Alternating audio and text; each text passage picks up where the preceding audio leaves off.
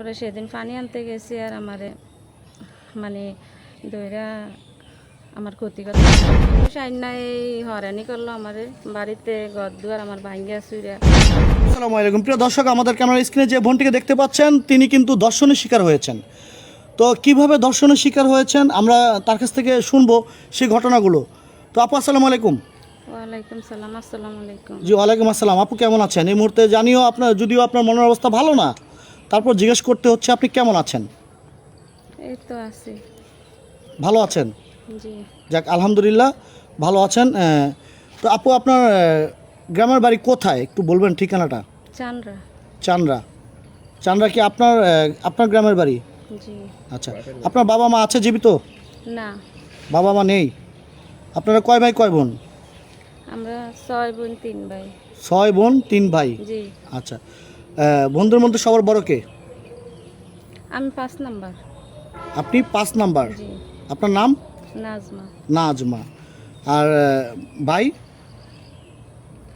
ভাই 2 জন মারা গেছে আর একজন আছে, তিনি কোথায় থাকে? বাড়িতেই থাকে। বাড়িতেই থাকে।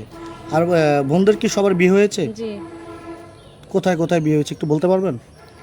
এই হয়েছে আলগি, তারপরে চাঁদপুরে, চান্দ্রা বাজার। আলগি, চাঁদপুরে, চান্ডা বাজারে, বিভিন্ন জায়গায়। জি। বোন জামাইরা কি করে?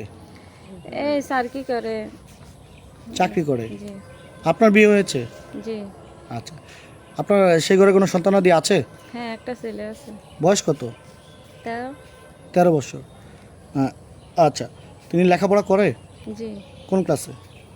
ক্লাস 8-এ। ক্লাস 8-এ লেখাপড়া করছে।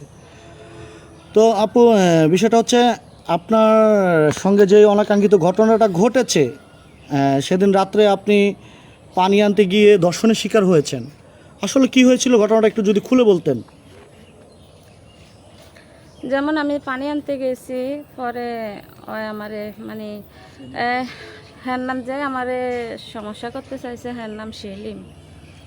পরে আমারে বিভিন্ন সময় হ্যাঁ আমারে বাজে মধ্যে মানে প্রস্তাব দিতে আমি রাজি হই না। তার শিক্ষা দিয়ে উঠছে আর আমাদের বাড়ির পাশে মহসিন ভাই দেখছে, দেখার পরে হ্যাঁ আমারে বাঁচাইলো।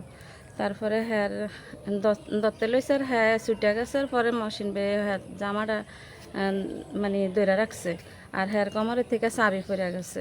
এখন হ্যাঁ বাড়িতে গিয়ে মনে করেন না হ্যাঁ তো দোষ করছে হ্যাঁ দোষের কথা বলে না, হ্যাঁ মানে অনেক মানুষ নিয়ে আইসে হ্যাঁ মনে করেন না আমার ঘর দুয়ার